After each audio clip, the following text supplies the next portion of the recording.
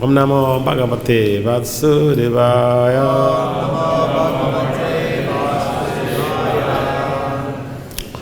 Om Namo Bhagavate Vasudevaya.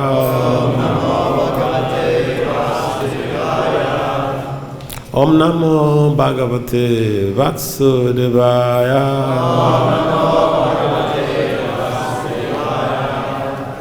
Narayanam Namaskritya Naram Cheva Narottama Devim Saraswati Vyasa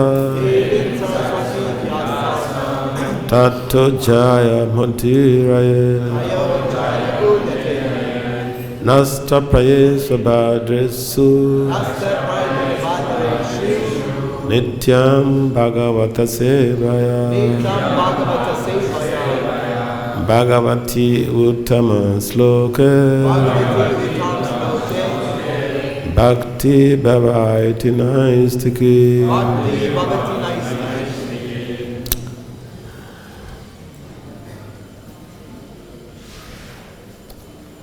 So Srimad Bhagavatam, Canto 9, Chapter 18, Text 28 to 29.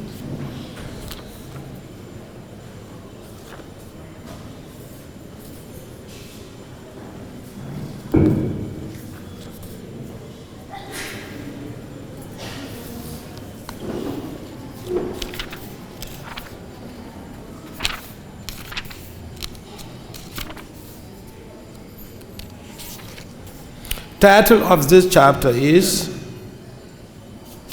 King Yayati regains his youth.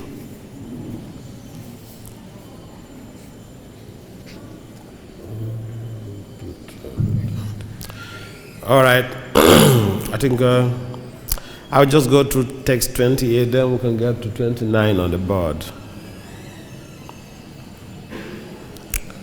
Tate tyavastite praha devayani manugatam pittadatta yato yashe sanugaya tumam anu. Translation. After hearing Sukracharya's request,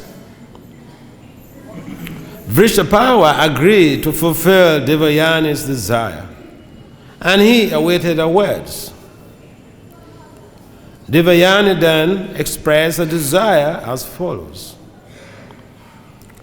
Quote, whenever I marry by the order of my father, my friend Samista must go with me as my maid servant, along with her friends. Not only her, along with her friends.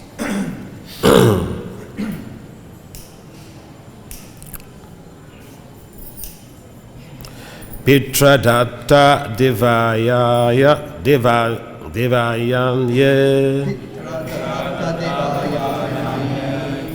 samista sanugatada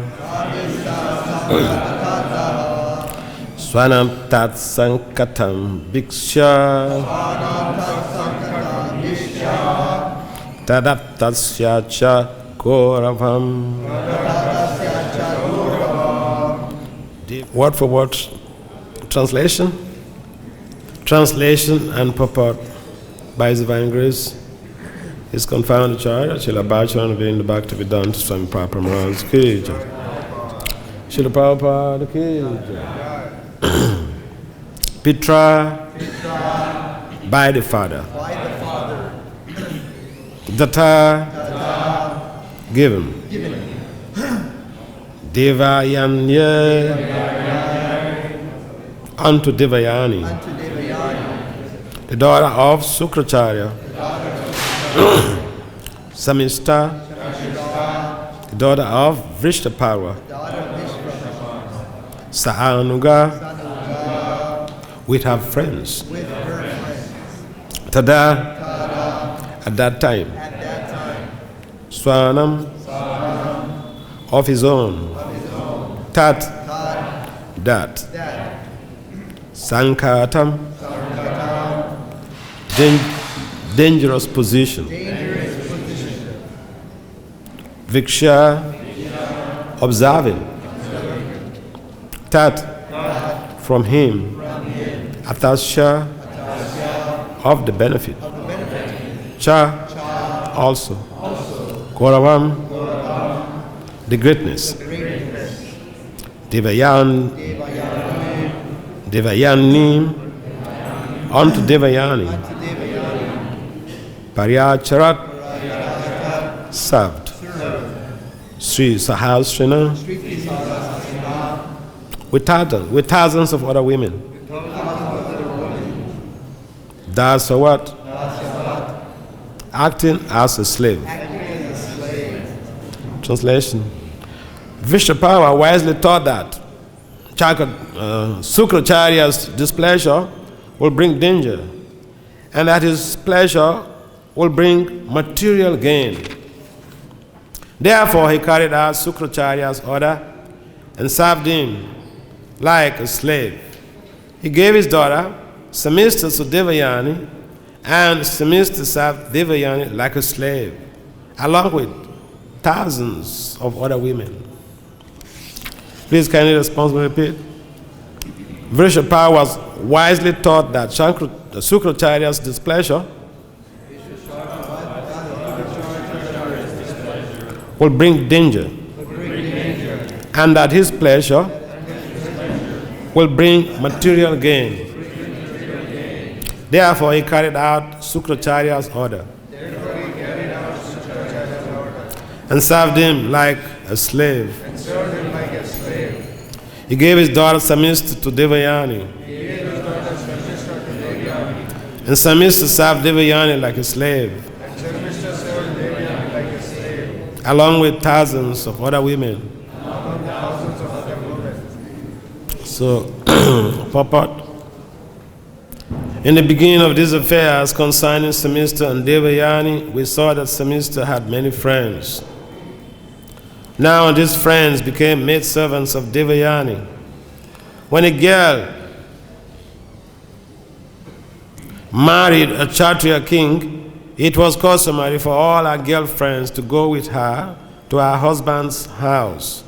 For instance, when Vasudeva married Devaki, the mother of Krishna, he married all 6 of her sisters, and she also had many friends who accompanied her. A king will maintain not only his wife, but also the many friends and maidservants of his wife. Some of these maidservants will become pregnant and give birth to children. Such children were accepted as Dasiputra, the sons of the maidservants, and the king will maintain them. The female population is always greater than the male. But since a woman needs to be protected by a man, the king will maintain many girls who acted either as friends or as maidservants of the queen. In the history of Krishna's household, we find that Krishna married 16,108 wives. These were not maidservants, but direct queens. And Krishna expanded himself into 16,108 forms to maintain different establishments for each and every wife. This is not possible for ordinary men. Therefore, although the kings had to maintain many servants and wives, not all of them had different establishments. Magyana Timiranasya, Gyanajana Salakaya, Saksul Meditam, Yena Tismai, Si Gorabe Namaha, Sachetaya Manobistam, Sa Fetam Yena Bhuta, Swayam Rupam Kadamaya, Dadati Swa Padantikam, Vandasi Krishna Chaitanya, Nityananda Sahodito, Godadhaye Puspavanto, Chitu Chandu Tamanad, Jaya Sri Krishna Chaitanya, Prabhu Nityananda, Si Advaita Gadara, Si Basari, Gaura Bhakti Vrindavan. Hare Krishna, Krishna Krishna, Hare Hare, Hare Rama, Rama Rama, Hare Hare. Namo Vishnu Padaya Krishna Pista Bhutale Srimati Bhakti Vedanta Swami Iti Namane Namaste Saraswati Devi Gaurabhani Chadini Devi Sisi Sanyambari Nasatari Satarin Vanchakal Patari Dacha Kripa Sannambhya Evacha Hatitama Bhavanam Vaishnava. So this chapter is an interesting social issue.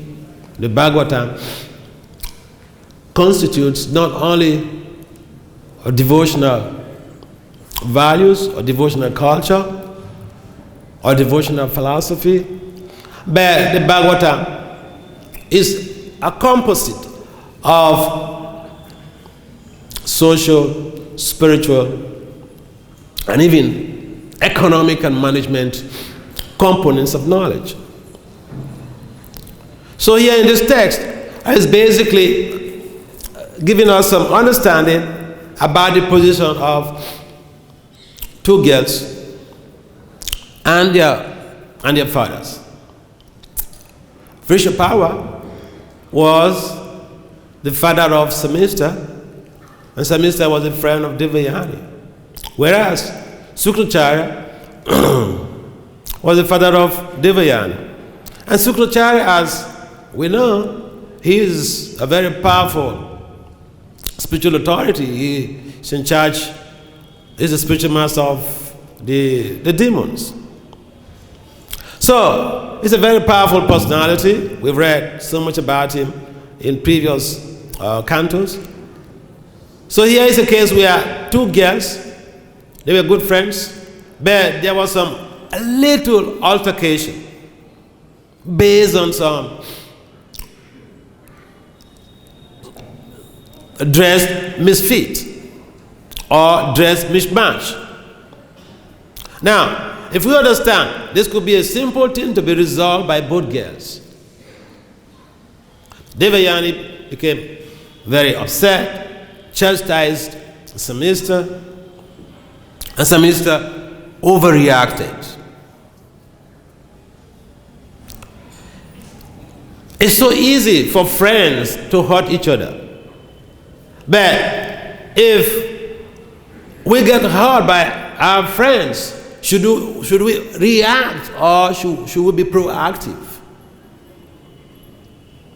So here's the case of reaction, and not only reaction, overreaction of a friend that resulted to a very grievous crime.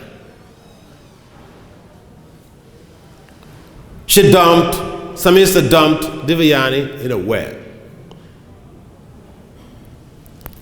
And by the arrangement of Providence, Yayati came by and rescued her. And in the Vedic culture, when a young girl has to encounter a man,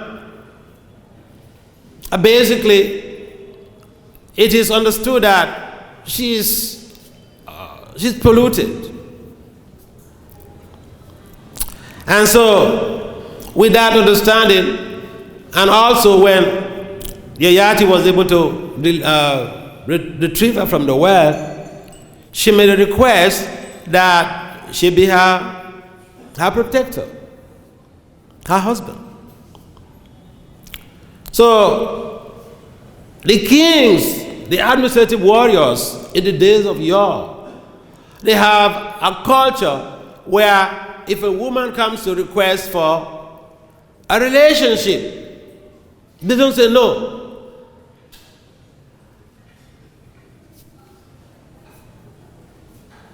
That was the culture.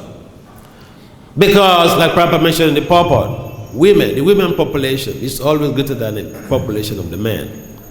So the men, especially the Kshatriyas, they were positioned in such a way that they had opulence, they have the resources, fixed and moving assets, so they could cater for the needs, social needs, spiritual needs, economic needs of as many women as possible. And so they were allowed to marry more than one wife. So in this case, when eventually the marriage transpired, Samista has to accompany Devayani. There's a background story to that effect. You have heard about that. So Samista was accompanying Devayani to her husband's place, which is the custom. When you have a girl is getting married, she comes to the husband's place with a host of friends. But Sukracharya, having a foresight, had warned Yayati that you just make sure you don't have an affair with this girl. He said it in a very polite way. Make sure you don't sleep with this girl. There are several ways, several terminologies that are used as a cover-up, a polished way of saying something in a very palatable way, in a very sweet way. So he said, make sure you don't sleep with this girl. I mean, if a beautiful girl is accompanying a man to his household, and here someone says, don't do anything to this girl. Well, the person may say, yes, sure. For sure, nothing will happen. I mean, it's like, and the gross example will be like, the monkeys in Vraj. If you lock up a monkey in a room with ripened bananas, and you tell the monkey, hey boy, don't touch these bananas, okay? And the monkey says, for sure.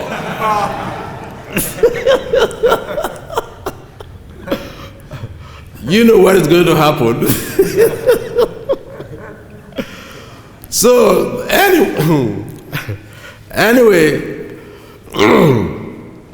as could be predicted, there are some events that are predictable. Some situations are unpredictable. Like, we never anticipated coronavirus.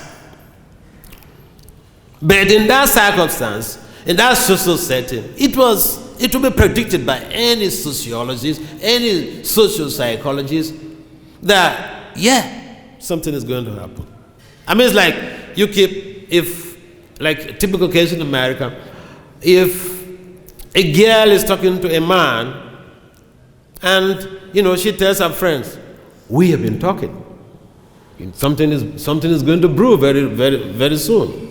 So here, Sukracharya understood what was going to transpire, and then he gave a forewarning. But, what to do? Human beings, we have a weakness to succumb to the impact of our emotions. So, anyways, Samista went with Devayani to a new home, and Devayani had become pregnant, gave birth to a child. And one day, Samista made a humble request to King Yayati. I need a son. Give me a son. Give me a son. It's a very euphemistic way of saying so many things in the gross form are covered up here. A girl basically will not tell a man, hey. Anyway. But that's it's a euphemistic way of putting her feelings, her desires across, her projections, what she wants to get from you. Here is not the case of saying, she didn't, because Yayati is already married to her friend, she didn't say, my dear king, you have to marry me too. He said, I need a son from you. Give me a son. In other words, give me some charity, begging for charity. The Kshatriyas, and there are so many cases in the Vedic literature where, women, they go to solicit a relationship with the Kshatriya and they don't turn it down. Why? Because it is against the tradition. It is irreligion for a Kshatriya to turn down a relationship with a woman. That's why the Kshatriyas, they end up getting so many females to fend for, to take care of. So, in this very case, Prabhupada mentioned in one of the purports in this chapter that, yes, Yayati succumbed to the request or yielded to the request. But Prabhupada mentioned that it wasn't due to lust, it was due to dharma. Because the duty, the dharma of the Kshatriya, the social dharma of the Kshatriya is to be able to fulfill the desires of a woman who comes to them. And we find the case of Bhima. Hidima came and then, said, hey, I need you. And then zoom, they went. But, right, within the present disposition, we don't have Kshatriyas on the planet. We have Kalo Sudra Sambhava. We are all Sudras. So, it's so easy to hear from the Vedic literature, from the Bhagavatam. This is from the Bhagavatam. I'm backed up with this authority. The girl, she came to me, and I'm a Kshatriya, and what can I do? I have to fulfill her desire. Not in this movement.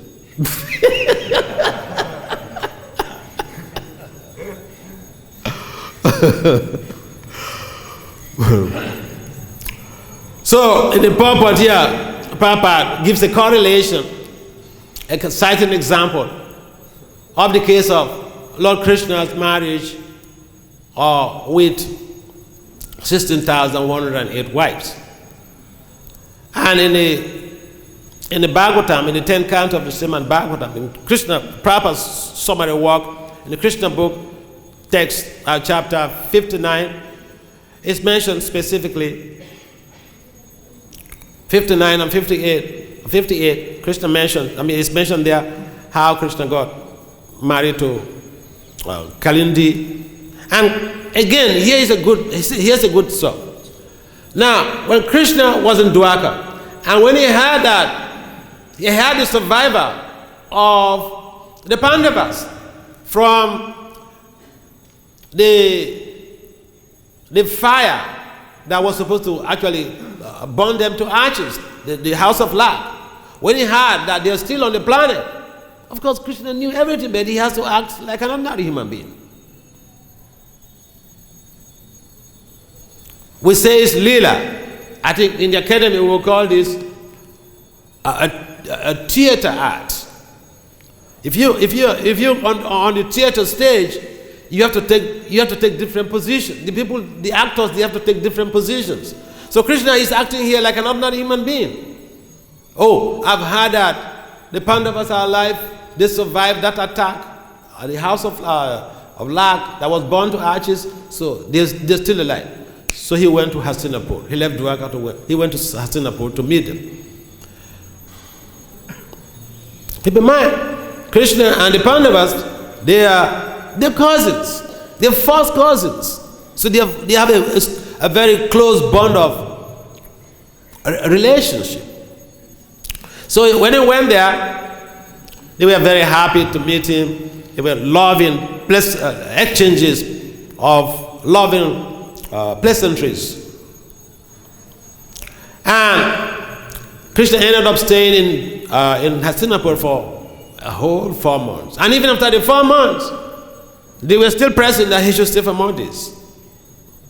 That is a bond of the loving relationship. If someone comes to your house and he says, so what's your schedule? When are you leaving?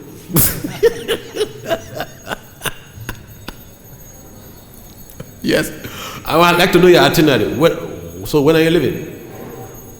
Where are you going from here? It means, I don't want you here. Get out from this place. So, as traveling preachers, we encounter a number of things. Sometimes you go to some places and, like the Pandavas, they don't want you to leave. And sometimes you go to some places, they ask, what's your itinerary like, Maharaj?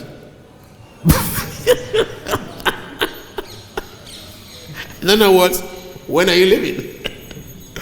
But essentially, in the Vedic culture, if a guest comes to us, we should, give them that type of hospitality that if even it's time for them to leave, they will be hesitant.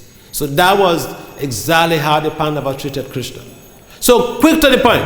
Now, when Krishna was there at Hastinapur with the Pandavas, so one day, he went to the forest with Arjuna.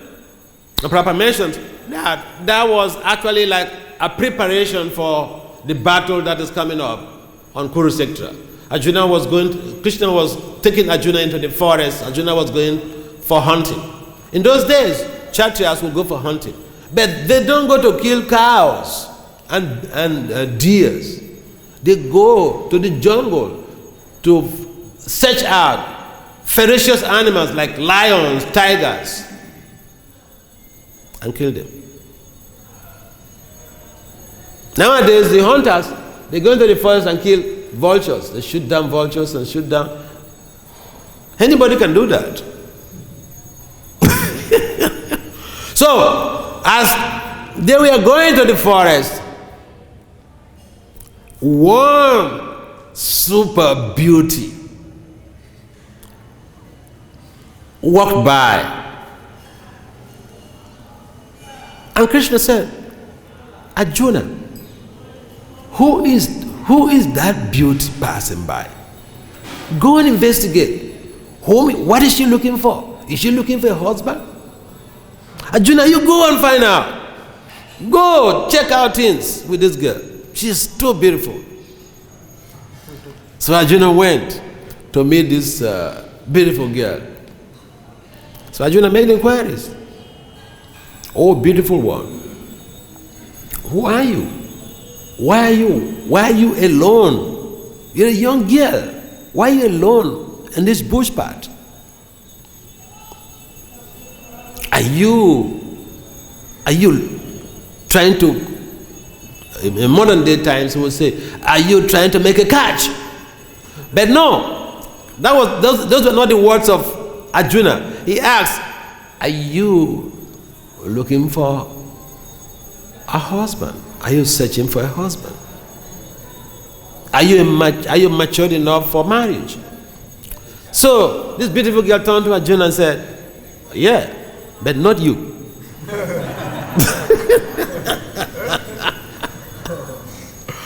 She said, I want Krishna. I want Krishna to be my husband. She said, I know you are Arjuna, the warrior. Correct? Arjuna said, yes, you are right. He said, okay, so you've gotten your facts.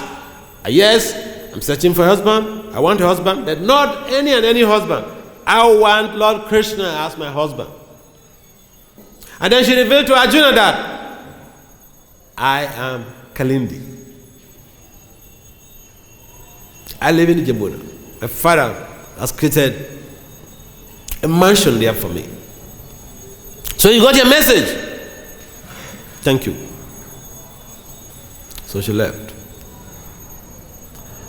And it happened that when Arjuna came back to meet Krishna and told him the story, Krishna said, yeah, I will accept her as a wife.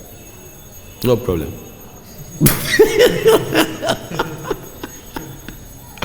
So again, to us, especially for the brahmacharis,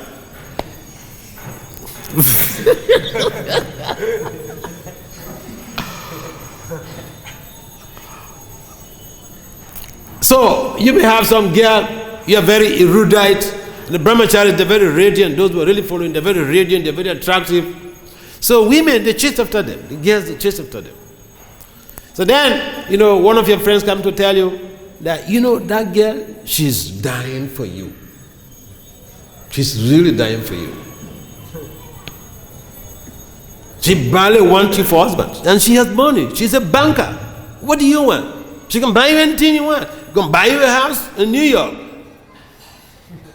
Buy you a jet plane. And you can still be functioning as a devotee very nicely. In fact, your devotional service will even increase because you can travel to any place you want to go and preach.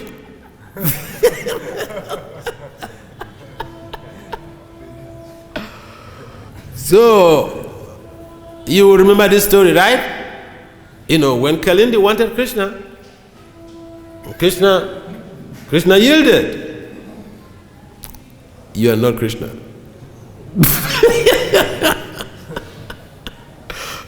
And that girl is not Kalindi. Papa mentioned that all of Krishna's wives, they are expansions of Lakshmi, Mother Lakshmi. And so, Krishna married her and, get her on a palanquin to Dwarka. And then Krishna married some other ladies, some other queens, like Mitravinda, a number of them, Satya. So we have 16,100 princes that were in captive, that were captured by Bhaumasura. I'm saying this because Prabhupada mentioned in the purport here about 16,108 wives. So out of these 16,108 wives, 16,100 of those wives were actually captives that Krishna released, freed from the captivity of Bhaumasura. That's a whole long story about that, again in the 10th canto, how Krishna with Satyabhama, they went to the heavenly place after getting a report from Indra, how Bhaumasura has seized the umbrella of Varuna and has taken the jewelries of Aditi. So Krishna couldn't tolerate that, so he went for a rescue. And then he encountered a lot of scuffle with Bhaumasura. Eventually he was able to retrieve Aditi's jewelries and give it to Indra to give to his mother. Also retrieved the umbrella of Varuna and gave it to Indra to give to Varuna. Or, made sure that Varuna got his umbrella back. And then he fought with Bhaumasura and eventually killed him and released all those girls that Bhaumasura had kept in captivity. Again, in the Vedic culture, if a girl is out of the house for even one night, no man is going to marry her. So they were in captivity, who knows how many days.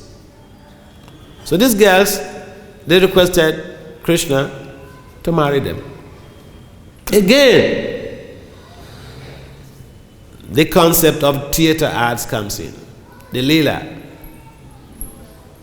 where all of these 16,100 princes, again, based on Prabhupada's assertion, they were all expansions of Mother Lakshmi. So he got all of them married.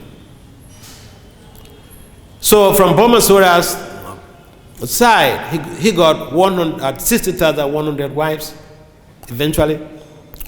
And the other wives, Rukmini, Satyabhama, Satya, Mitravinda, Lakshmana, there were 8. So that constituted the 16,108 wives of Krishna. So the bottom line is that when Vasudeva married Devaki, Krishna's mom. Devaki also came to her husband's place with very many maid servants. And so that was the culture that was enriched with communism or community. You have friends, and your friends have to go with you to your husband's place at marriage.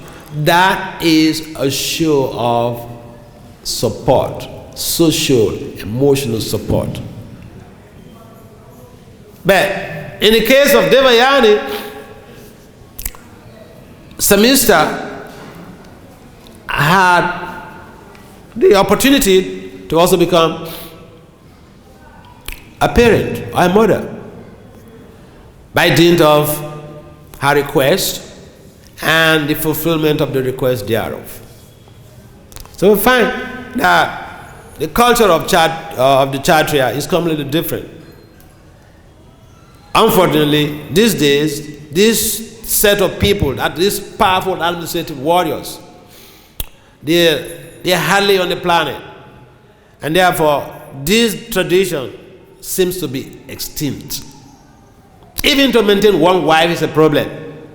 One wife is a problem. Your wife gives birth, and you don't just come to dump her in the Hare Krishna temple, all in the facade of, be trained to be a devotee. You have to take care of your child. You have to maintain your child. You have to train your child to prepare to be able to integrate into the greater world or the bigger society. At the same time, maintaining his or her spiritual consciousness, devotional culture. So the situations have changed. One wife, Prabhupada mentions, one wife even we cannot maintain. We cannot maintain nicely. I remember, I don't want to mention the country, but one country that I was serving some years ago, there was one devotee who was agitating, one of the leaders was agitating, he wanted, because one girl was chasing after him, he said he wanted that girl. So, but they said, but you're already married. He said, but I need 2 wives. The devotee told him, not here. So Krishna consciousness is about trying to curtail our excesses. Trying to create a sense of regulation. And this regulation is easily attained when we are attentive to our devotional culture, our sadhana. And therefore, it is important for us to understand that social life is there in devotional life. But at the same time, there are procedures that guide our social pursuits. Our social culture is determined by certain circumstances. So, these are very nice stories which is expounding the fact that marriage is allowed in devotional life. Marriage is allowed. Lord Chaitanya himself was married before he gave up. He renounced. And Prabhupada himself was married before he renounced. So, don't feel shy.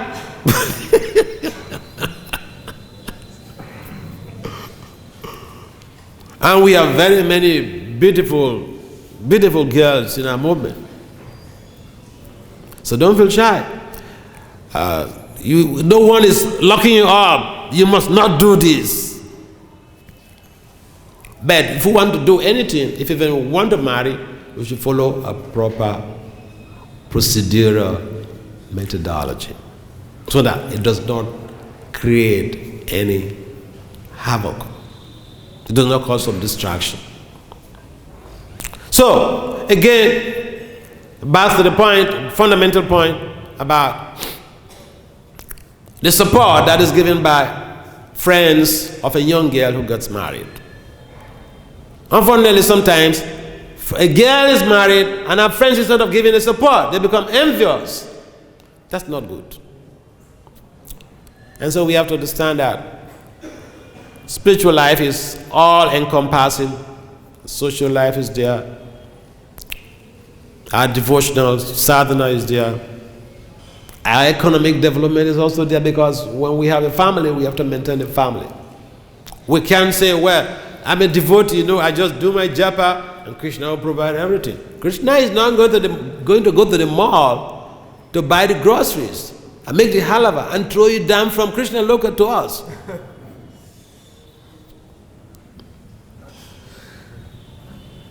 Isn't it?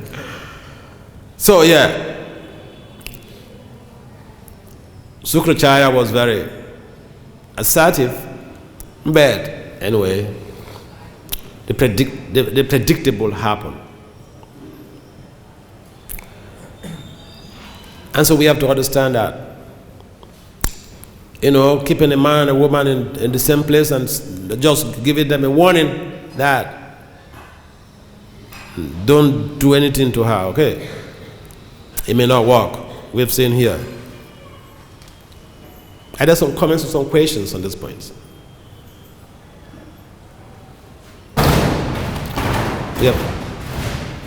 We have 10 more minutes. Yes.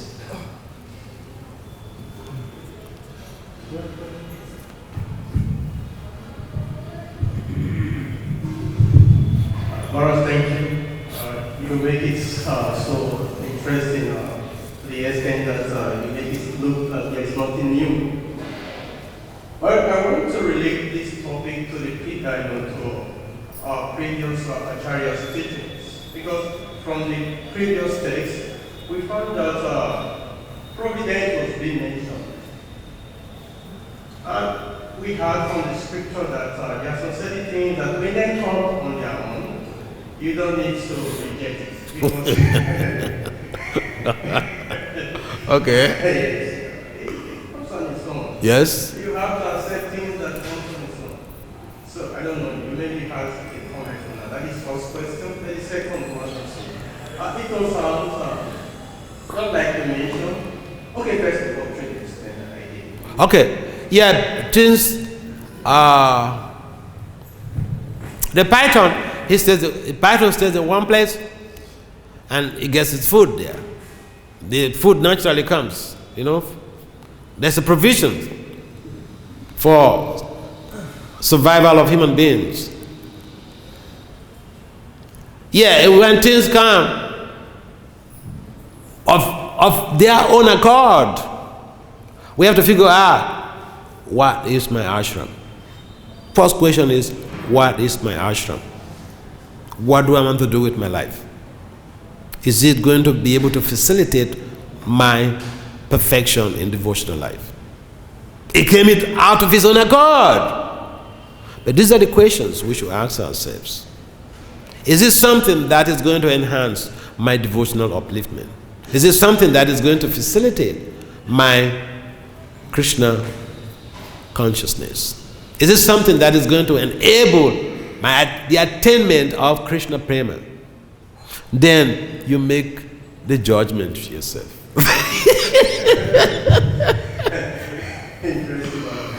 What's the next point? What's the next point? The next question that I want to reflect on. Like, we see the principles that Krishna Bhanu is applying.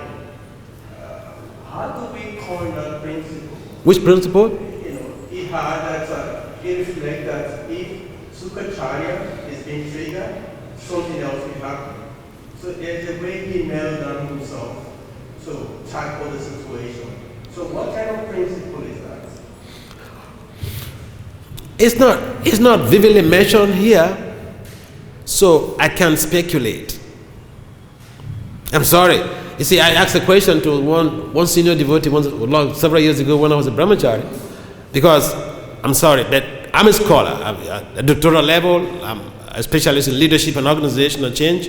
And you go to my website, you see my works, publications. And one of the things I've developed recently is a model that I call sonic therapeutic intervention. And Prabhupada is the originator of that model. And so I use that model to be able to provide solutions to especially leadership and management issues, and as well as spiritual and social issues. So here we find situations that are difficult to deal with. So my point is, if you ask me a question and I don't know, I should be frank with you and tell you, boy, I don't know. I'm not omniscient. Now I asked a question several years ago to somebody, a senior person, in a moment, and he said, because he knew I'm a scholar and I want some reference, if whatever he says, I will need a reference, because I will repeat that stuff to people or to scholars. So, but then I asked a question and he said, oh, I don't know, but I'll find out. I'll find out from other senior devotees. He said he could even go up to, some specific devotees he mentioned to go to find out. So I waited. I waited for a while and didn't get a response back from him, so I got back to him. I sent him a mail and said, yeah, I'm still waiting for you to get your response. And then, you know what he said? He said, oh, that question you asked, that's not necessary. It's, the personalities you're asking about, they're in neutral relation. That's a neutral relationship and you don't need it. So I said, see, look at my age. I am not a baby. I voluntarily joined this movement. I'm seeking for information, knowledge, devotional culture. You don't treat me like a baby. If you don't know something, you tell me you don't know. Don't dissuade me from prosecuting what I want to know. So with that in mind, yes, that statement is there here, but it's not specifically mentioned. I've gone through the summary of this chapter. It's not mentioned. So I cannot say. Yeah. You were mentioning that Krishna's pastimes about that Lakshmi Devi is an expansion of all his 8 wives which he had. Then Krishna also expanded himself with them, or he was one with them? No. If you read again the 3rd canto, that very chapter, it mentioned that, Prabhupada mentioned categorically, that Krishna expanded into 16,108 forms. And that's what Prabhupada refers here to as establishments. So someone may say, well, I'm a powerful person, but where are your establishments? If you are one person, you want to pursue 10 sex partners. You have to go to one person one day, one person one night, one lady another night. Krishna expanded himself to 16,108 forms to cater for the emotional support of all of those queens. And different palaces, 16,108 palaces. Even to get a flat to live, for instance, in New York, is very expensive. Not to talk of a palace. And sometimes people want to marry, and I ask my mentees, if someone says they want to marry you, you have to know how they'll be responsible to you. How do they have the resources to cater for you? So if you want to marry and you don't even have a house. I remember one boy, one of my friends, when he was in college, he was reading mechanical engineering, and he told me one day, Maharaj, his final year in university, he said, Maharaj, I think I should get married.